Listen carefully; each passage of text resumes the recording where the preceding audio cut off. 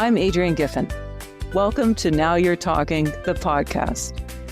I believe real conversation connects us in a distracted world.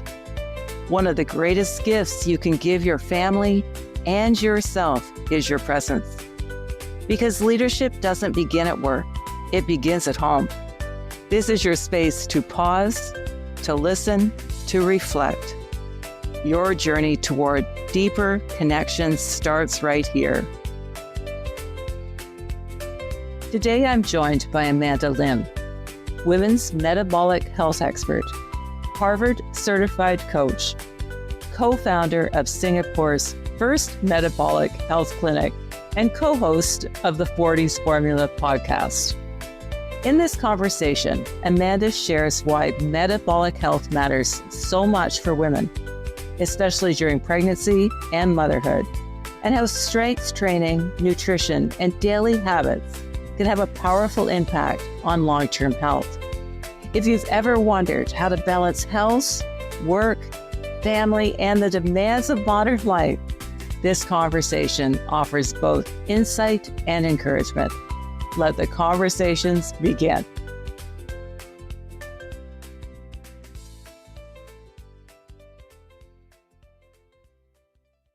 Amanda, very nice meeting you, and I'm looking so forward to hearing more about your passion for health and helping women to stay strong and be stronger. You're an entrepreneur. You're a mother of 3. How do you do it all? Oh, gosh. Well, Adrienne, first of all, thank you so much for inviting me onto the podcast. Doing it all is an interesting concept, right? I always, I empathize with the statement that you can do it all, but not at once.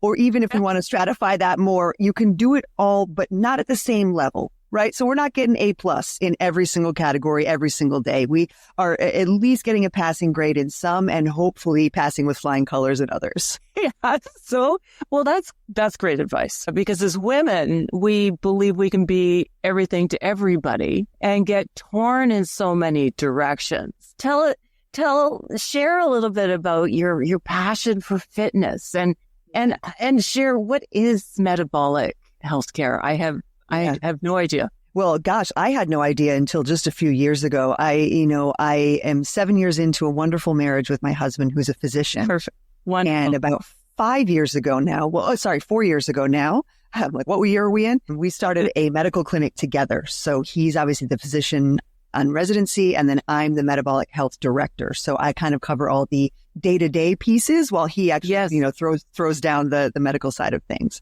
The medical approach to metabolic health is diverse. If we're talking about it scientifically, we're referring to the way that your body processes fats, proteins, and carbohydrates. Mm-hmm. So metabolism, it refers to the way that your body intakes, processes, partitions, and lets go of energy. So for example, the most common metabolic problem that we see in clinic is weight gain or unwanted weight gain.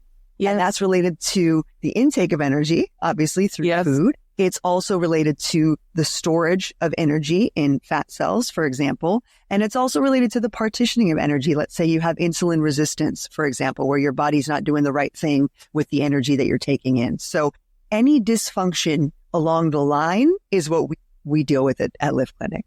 Boy, and it's amazing to me what has to work for all of us to be healthy. And that varies from stage to stage of our life cycle. It does.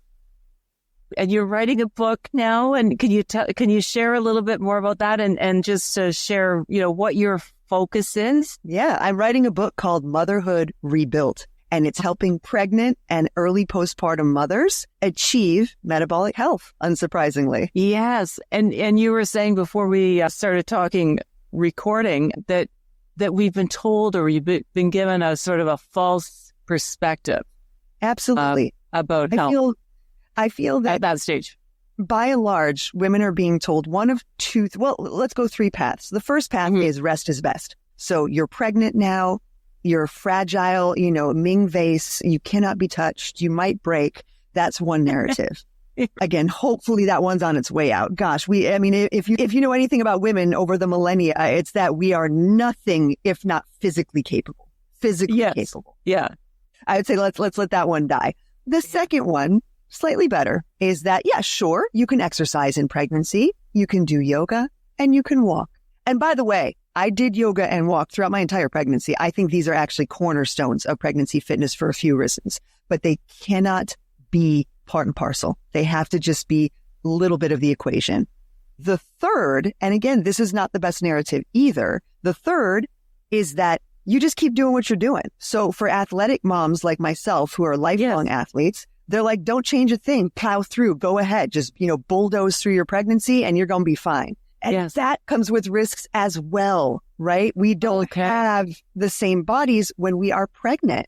We are affected by several different factors outside of our control. The obvious one being hormones, but secondarily being the reorganization of our internal organs, the opening of our pelvis, the introduction of certain hormones that make our ligaments looser. So these are things that if we just bulldoze ahead with the previous program, well, we're going to have a bit of a problem waiting for us on the other side. Yeah. So what do you? So those are the three scenarios. So what is the ideal? Yeah. So what I recommend is first that, all allied health professionals, all the way from obstetricians down to coaches, personal trainers, even doulas and midwives, that the entire allied health professional team supporting a pregnant woman is on board with the assumption that preserving muscular strength and function is a top priority for pregnant women. It's not an afterthought. It's not an if you were fit before, then, but don't start training now. No, pregnancy is an ideal time to begin pursuing your journey of muscular strength and function. It's not a dangerous time. It's a necessary one. Well, that's interesting. So even though muscles are being, we're all being stretched in different ways, because maybe it's a myth too that, you don't want to start weight training if you're too young because you're still developing. And pregnancy is a situation where the body's changing too. So can you just expand a little bit more on that, please? I absolutely will. Yeah. So there, when I say fundamental strength and function, I'm referring to some of the movement patterns that we need to maintain. Now, whether or not you load these patterns is less important than the fact that you can perform them. So for example, a squat, this is the easiest example, right? So we are designed to squat all the way through pregnancy because a lot of us deliver in those positions and our body is meant to go into that position. So if we avoid the squat movement pattern, for example, for fear or uncertainty, then we're actually compromising what's intended as one of our fundamental movements through the motherhood experience. We should be able to squat from day one to day wherever your pregnancy ends. For me, 42 weeks in some cases. So you should, some rough cases. So both my boys put me through the ringer on overturned pregnancies, but we should be able to maintain these. Another example is when we're pregnant, our chest tends to grow in size, right? We tend to develop larger breasts. They obviously get heavier with milk. So we need to be able to have stronger back muscles to counteract the natural forward lean that those larger breasts will do. So we need to put into place some preventive strength measures to make sure that we aren't being compromised by pregnancy. Yes. It's not that we need to build gigantic muscles. It's that we have to have better, more functional muscles to counteract some of the body changes that are inevitable. That's interesting. Where did your passion for this mission of yours to help women and for women to maintain and grow their strength, where did it come from? Yeah. Well, I've always been interested in women's health as a broad umbrella. That's something that I went to school for. My master's degree in medical sociology was on the determinants of morbid obesity in women. So looking at a BMI above 40, so this really dangerous level of obesity. How do we get there? Why does it happen? What are some of the things that make this level of obesity unique from just being overweight, right? So that was what I looked at back in 2009 when I was getting my master's degree. And while I was doing that master's degree, I was a poor graduate student like we all were. And I was looking for some cash on the side. And I thought, you know what? I got this personal training certificate that I got during my first master's degree. Why not put that to use and start kind of a side gig? So I'll start a side gig. At the time, it was called Benefit. I was in Los Angeles. And Benefit was a company aimed at improving women's health through personal training and nutrition. And I thought, okay, that's a nice little business I'll run on the side while I'm studying obesity. There's some great synergy there. Well, by the end of my master's degree, when I was walking out the door, I had more business out of benefit, then I had papers published from my master's degree. And I was like, these are competing interests at this point. There's only one me. There's only so much time. Back to the original point of you can't do it all. Yeah. And I thought it's time to choose. Am I going to be writing papers, in a lab or, in my computer in my office, or am I going to be working with women to actually transform their eventual obesity outcomes? And I thought, for me, given where my passion lied, given how I love working with people, you can probably get a sense I love talking to people. Yeah. I didn't actually see the academic life ahead. So I ended up building my business from 2009 in Los Angeles all the way until I moved to Singapore in 2015. Listen to that. That's fascinating. And so you being a mother of three and an entrepreneur, and you and your husband started this business from scratch? Correct. Yeah, we started this business in 2022 from scratch.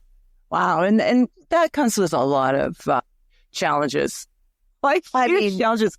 Start to finish, everything from renovating the building to be, because our model is unique in that we have a gym, a full functioning gym, but also a certified medical clinic. So we have those two things coexisting. So you can imagine there's noise concerns that, it's like, we want the gym to be functional, but we don't want the consult room to be too loud.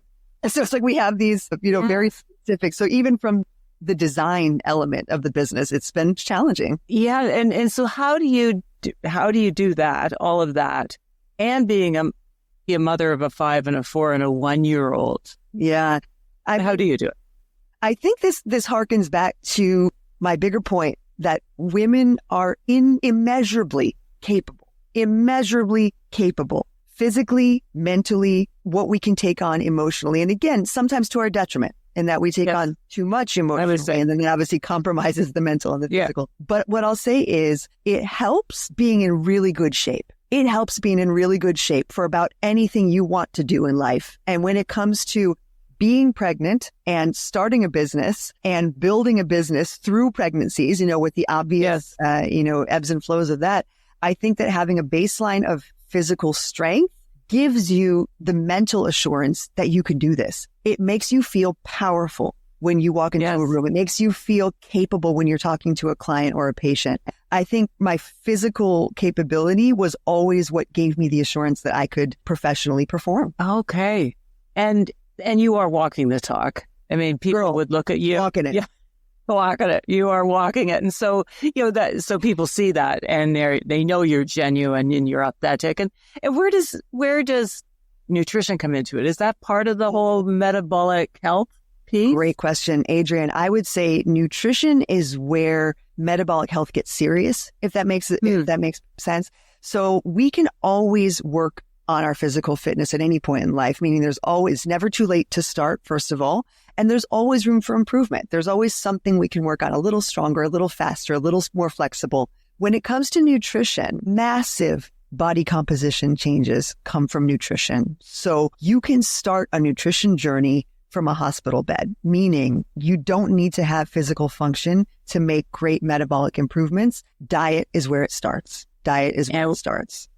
So when you say diet, you don't mean diet, but what we eat, what we consume. What we eat, exactly. The composition of our meals, Okay. Because again, as moms, and we're on the run and we're, taking kids here and there, sometimes that sort of stuff gets so far down the line. Yeah. And especially, our kids may eat well, but we won't because we're... And that's something I address in my book.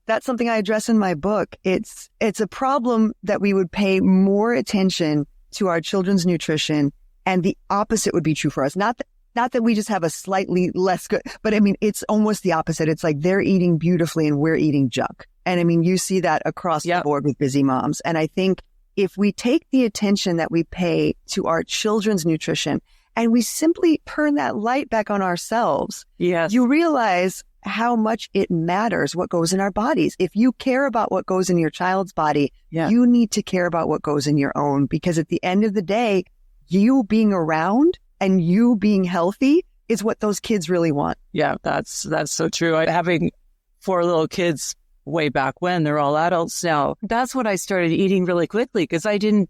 Yes. I still find myself doing that. Because I thought, it was sort of like survival. Okay, well, I'm on to the next thing, and this is just something I need to do, but let's not enjoy it. Let's just And I will say, this may not be, speaking from that immediate experience, this may not be the season for long, enjoyable meals. This may not be the season for chewing every bite 20 times and really savoring. This may not be the time for that, moms. If you're in my stage of parenting, sometimes you gotta let that go.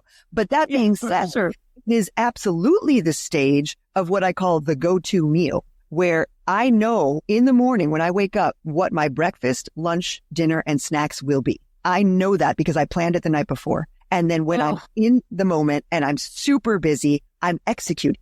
I'm not thinking and wondering and choosing. That's all been done last night. Today I execute. Wow. So when I wake up, there's a smoothie, my blender's out on the counter. Yes. I've got my smoothie fixins in the fridge. I literally dump the cup, press the button, and I'm out the door. This is the type of thing that I have time for. 1 second of button pushing. I do not have time to think through, is it eggs today? Maybe I'll do a cereal. Nope. I got 1 second, button in a cup. And because I put in the few moments of preparation last night, I know that what's in that cup is what I want it to be. It's the correct balance of nutrients for me. So go-to meals is my biggest tip for moms that are like me. But so you wait till your kids are in bed and then you organize everything. Yep. And it takes me 5 minutes. I mean, this is not something I sit there, I think of the meme with, all the mathematics on the blackboard. It's not like that. My meals are simple and repetitive, and that's why they're successful. So how are you managing with the 3 kids and thinking of, in this digital era? When I raised my kids, I didn't have all these complexities that young moms do now. So what are your thought pattern? Like, what are your thoughts around that? This is any moms with teenagers or tweens watching me come about what I'm about to say. They'll be like, yeah, wait till you get there. And they're right. And they're right, because I have the blessed ignorance from my children of things like individual phone ownership or social media. What they know about a phone is basically that it's a tiny TV and that every now and then cartoons and Blippy and whatever pop up on there. They have no sense of scrolling or chatting or any of those things that are obviously the real concerns in digital hygiene for tweens and teens. What I will say is this: we do enforce some pretty strict screen time rules for our kids in the same way that we enforce a strict bedtime, in the way that we enforce a meal schedule. So it's not that it is so limiting and, ascetic and Spartan that it's impossible. It's just that they know that they don't have access to uncontrolled screen time, just like they do not have access to a bedtime after 7:30. They do not have access to junk food in the house, right? It's limiting the pipeline at this age rather than trying to kind of speculate on what the future may hold. So then it's all well thought out then. We try. And I think every parent out there is trying their best to navigate what is an unknown and scary kind of landscape. Yeah, no question. It is. That's partly why I like to bring parents together, because we all have different perspectives. So tell me, what's it like working with your spouse for 24 hours? All these dynamics you're dealing with. A lot of dynamics in my life, right? And some of them, unexpected. It's the only thing that works for us. I have to be honest with you. It's the only thing that works for us. And we are that annoying couple where we talk about work all the time. I mean, it's like, if we're not talking about our kids, we're talking about work. If we're not talking about work, we're talking about the kids. And what's great about that is that some other coworker doesn't have to, be on the receiving side of that information dump, because we're both equally caring about these two things. Yeah. It's been wonderful. I mean, we were running separate but parallel businesses. So I should comment, before 2022, when we actually started the joint clinic, she was running a clinic and I was running a gym. And they were next door to each other. So we were already in kind of a tandem business model from 2018. So for 4 years, we kind of ran the side by side, where I'd say, hey, you might need some blood work. Maybe you need to go next door. And then he would say, hey, if you want some tips on managing your gestational diabetes, my wife's a nutritionist. I mean, so we were already doing the model that we do now in one house. But what I'll say is, when you are working with your spouse, I would say the biggest tip that I can possibly give is to make sure that you do not let the day-to-day and the grind and the admin detract from the vision and the mission, because it is very easy to get catty with each other about small details and kind of forget the reason that we're here, the reason we built this business. So we do need to take a step back every now and then when we're getting into the throes of it and say, you know what, like, what's the benefit to the patient? What's the benefit to the client? Can we get can we see eye to eye through this? And so tell me in a few words, what is the mission and vision? Why are you doing this? Yeah. So because we're based in Singapore and we are the first and only metabolic health center here in Singapore, our mission is to reduce the chronic disease load and improve the daily health of Singaporeans. Well, that's a wonderful mission. And you're doing it in your own way that's aligned and different. And very unconventional. You know, it's rare that you would walk out of a doctor's office, a medical doctor's office, with a prescription for food and exercise. But that's exactly what you get with Live Clinic. Well, that's very, very leading edge. I mean, it's simple, but so leading edge. Yeah. And for us, it's so obvious, right? Because, you know, when we are presented with a problem, we immediately go to the lifestyle factors to dissect that problem. Whereas I do think, and again, I haven't been in America for 11 years, but my memory of the system there was that you walk out with a bag of pills and potentially less understanding around the lifestyle factors that are affecting your condition. So it very much is a holistic approach. You probably ask a lot of questions. Our intake form is, I mean, it's not a 5-minute intake, you know, where, you know, we ask if you're pregnant or breastfeeding. It's a whole to do, you know, where we know your sleep schedule and we see your records of your heart rate and all these things. But we practice what's called lifestyle medicine, which has 6 pillars. And they are food, exercise, sleep, stress management, the avoidance of risky substances, alcohol, tobacco, and drugs, and social connection. And so those 6 pillars are what form the basis of our approach with patients. Okay. And is there a spiritual component in that, or is that the social? I think social connection. Yeah, exactly. I would say that's their you know, secular catch-all. Yeah. And Amanda, who are you as a coach? Because I saw on the website that you are the coach. I am the coach. People. Yeah. So who are you that makes you unique as a coach? Yeah. Well, I think you may have gotten this sense even in our little discussion off air, but I am unapologetically, unabashedly, and forever an optimist. I will not accept that people are destined to fail. I will not accept that, again, women are fundamentally anything less than capable. And so I coach my clients based on those 2 assumptions, that you are capable and you can change, not the opposite. Can you tell us, without naming names, but are there a couple of real success stories that you can share? Gosh, yes. I'll share one that's a mother, because I feel like that's an important one to share. So this is a mom. This is well before I had kids. This is in 2016 that I was interacting with this client, and she had 3 kids. Her youngest was 14. So, I mean, this is not a pregnancy postpartum story. This is a well down the line, you know, seasoned mother story. And when she came to me, she was extremely overweight. She had low energy. She felt a little bit like what I think you described, Adrienne, where she had lost herself in motherhood for so many years. She was stay-at-home mother, one of my least favorite terms. She's a full-time mother, meaning she didn't have a profession outside the home, and she didn't really know how to get out of it.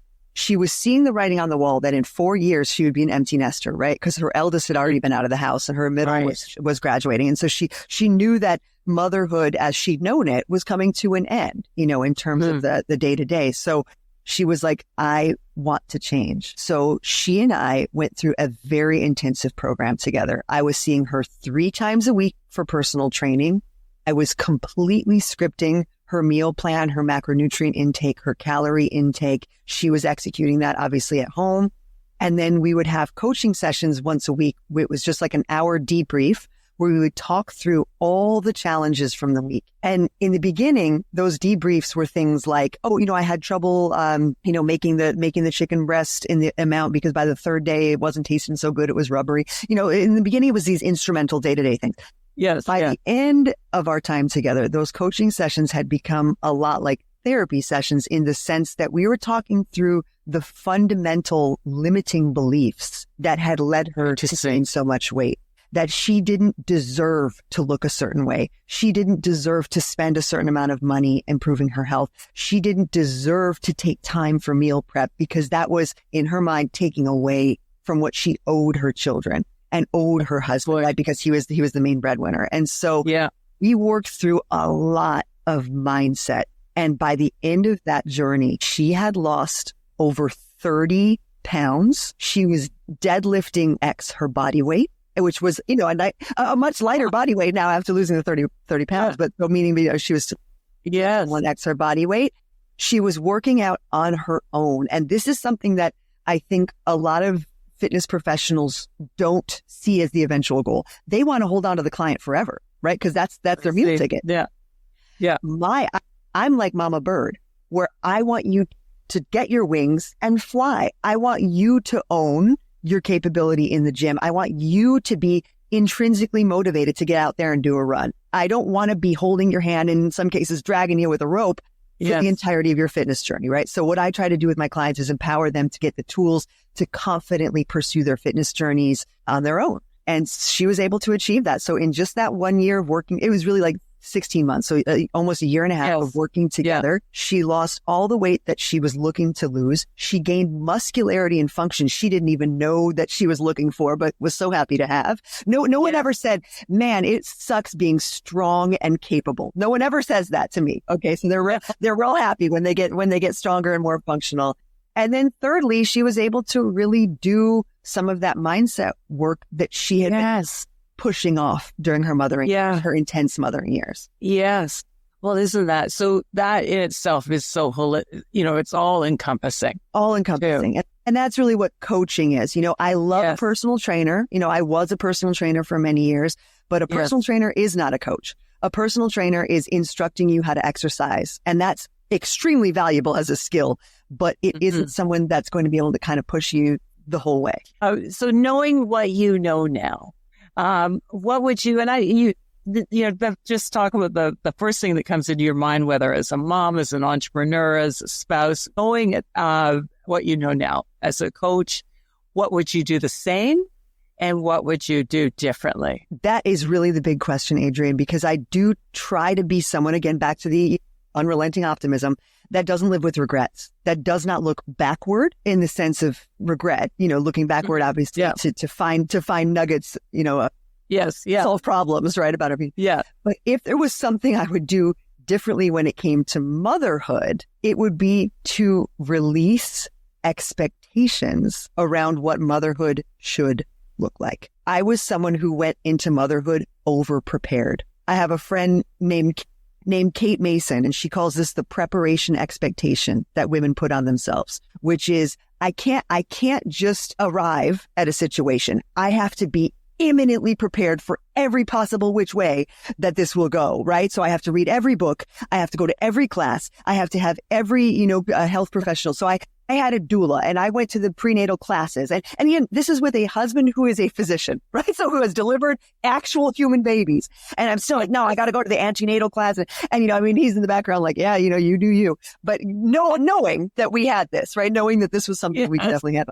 But I was just knee deep in the resources, knee deep in the writing. And again, in some way, there's definitely some books that I encountered during that time that I would still absolutely recommend to anyone who's expecting. But what I will say is I think I went a bit overboard on it. And in so doing, unknowingly created expectations. One of which was that I could have a natural unmedicated birth or that I should have one. One of which was that I should breastfeed and breastfeed for as long as possible. One of which was that I should have the least intervention possible in my birth and early postpartum, right? That I should just be able to kind of get through it on my own and be fine. All three of these with that first baby were put to rest and challenged. I had a breech baby with my first pregnancy and I was unable to deliver naturally and I had to have a C-section. And it came into conflict with everything that I had believed about what I could do and what I could control. And thank goodness, because that's definitely a lesson you want to learn early, which is that you must surrender so much control and you will have an easier route through parenthood. Trying to control is one of those spinning your wheels, one step forward, two step back type of things. You have to be able to relent and surrender to the knowledge that what will be, will be. Yes. That takes that's a lifetime of learning for me, Amanda. I have to say, yeah. Was that, was that society telling you that you should do those three things? Absolutely not. Was that you? Absolutely not. That was you. What strength looked like, what achievement looked like, right? I gotcha. I'm strong enough to have this baby with no drugs. I should be able to give this birth vaginally. I am so, all powerful woman. And that was tied into an identity that I believed about myself and still believe, that I am capable and strong, but that it was a mark of that. And to not do that was a failure. Yeah. Okay. Well, but probably a place of huge growth, because at that point you had to say, I release these pressures that I put, for now. You're going to have to continue to release and release. What have you done well that you want to share lessons? Yeah. Well, so what I think I've done well, and I think what draws most women to me as a coach and hopefully soon to my book, is that as opposed to the perspective when life gets busy, when life gets chaotic, the first thing that goes is my health and fitness. First thing I let go is my diet, my fitness routine, my nutrition, all that. Mm-hmm. For me, that undercurrent has been such a reassuring and motivating constant in my life. I have always been fit. I have always been an athlete. I have always lived in a body that is strong, powerful, and capable. And I never will let that go. So as opposed to it lying on the surface and being the first thing that goes, it's so fundamental to my being that it's untouchable. And I think if there's one message that I could give to women about reframing where health fits into your life, it is at your core. It's not an extra. It's not the first thing that goes. It's in fact the last thing that you can let life chip away at, because without it, everything is harder. Yes, it can be small baby steps. It's eating a little bit differently, but not all at once. It can just be little steps. And it has for to me, because for me, that's more manageable. To try to do it all is so overwhelming. We can stay stuck.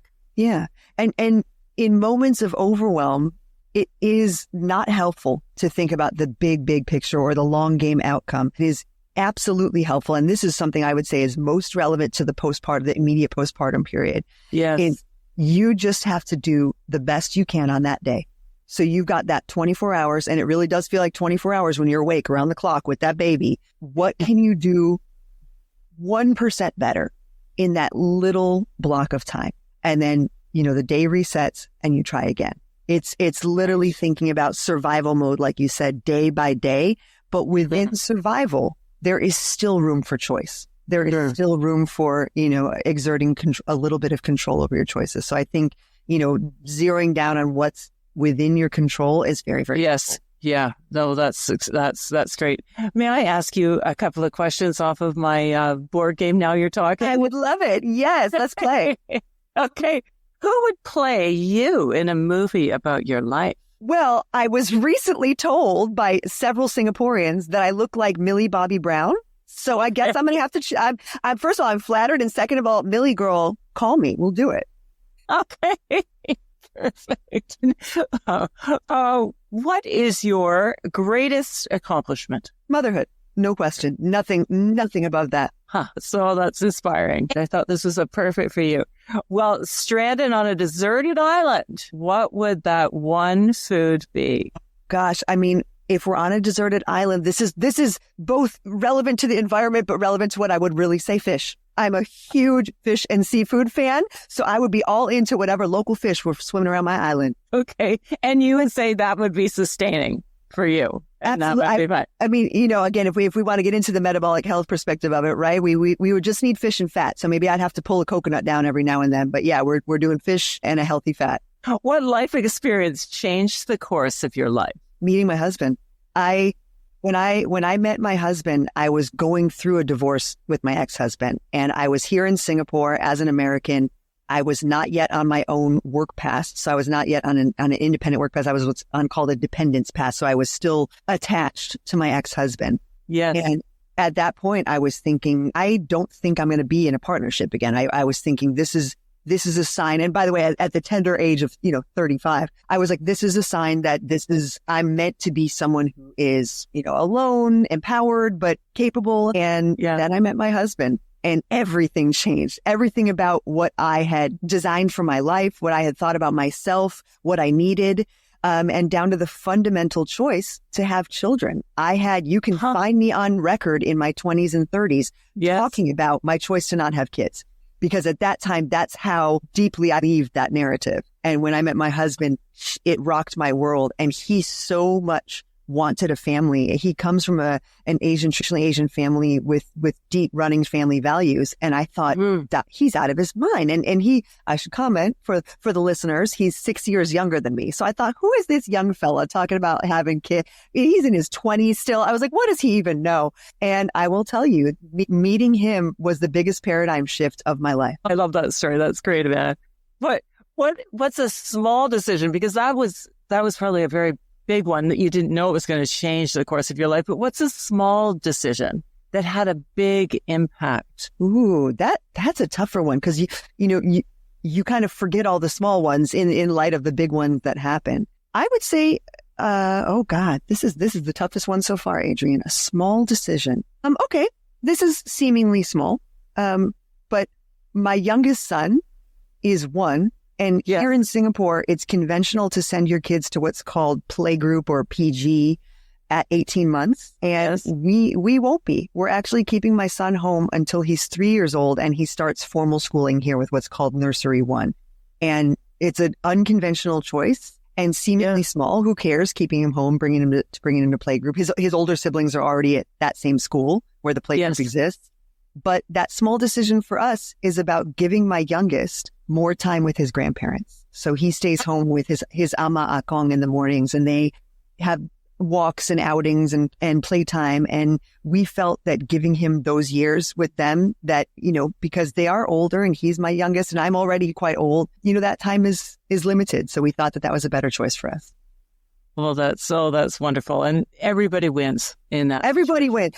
Yeah. Adrienne, this is what I say about intergenerational living all the time when my American friends are like, you're crazy. You live with the in-laws. I said, absolutely everyone wins in this situation, believe it or not. Yeah, well, that's great. One final question, Amanda.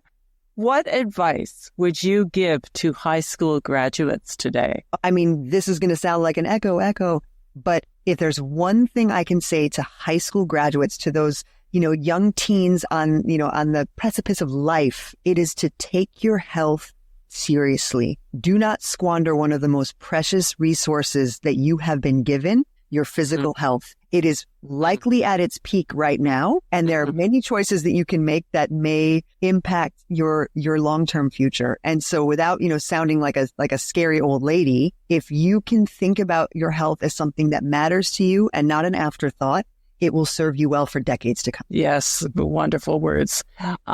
Words of wisdom. What are some words of wisdom over and above what you've already said that you can share with parents who might be listening, entrepreneurs, who might be listening? Yeah, I think the message that I give, when I'm talking to my mothers, particularly, right, in clinic about, the impact of their long-term health, it is to consider what you want for your future. It's so easy, especially when we have little kids, to get caught up in the day-to-day and what we are doing now and what we are eating today and what we are, the workout that we didn't get to this afternoon. But if you can consider what you want for your kids in the future, do you want to be, first of all, there for them? Especially as an older mom, this is something that's constantly on my mind. I had my first baby at 38, my last one at 41. It's 37 and 41, excuse me. And it's something I constantly think about is, will I be there for their kids as a grandparent? Secondly, what do you want that to look like? Do you want to be a burden on your kids, or do you want to be an active, involved, positive part of their future lives?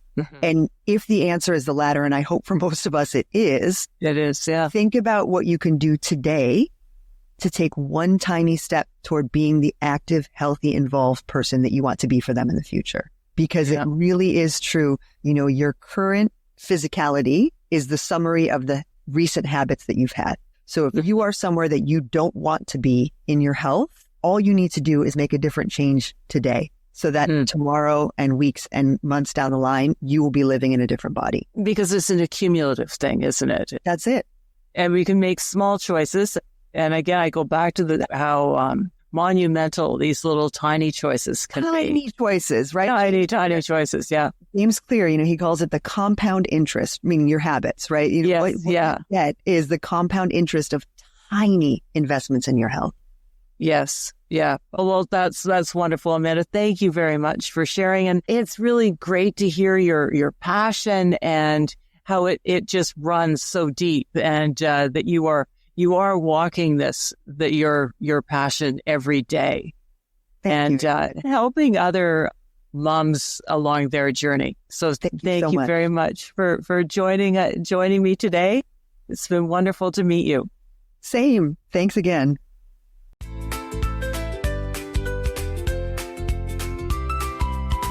Thank you for being part of the conversation with Amanda Lim.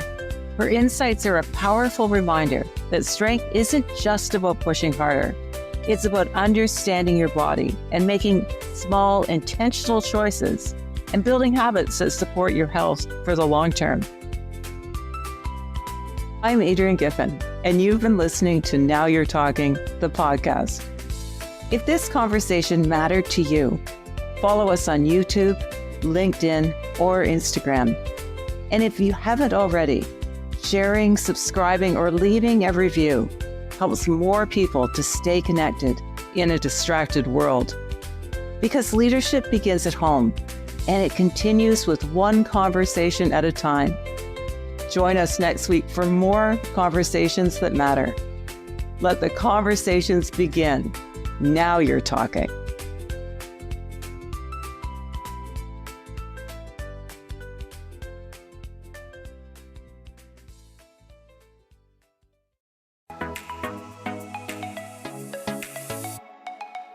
I'm Michelle Abraham, and we are honored to have Adrienne Giffen's Now You're Talking podcast on our High Vibe Podcast Network.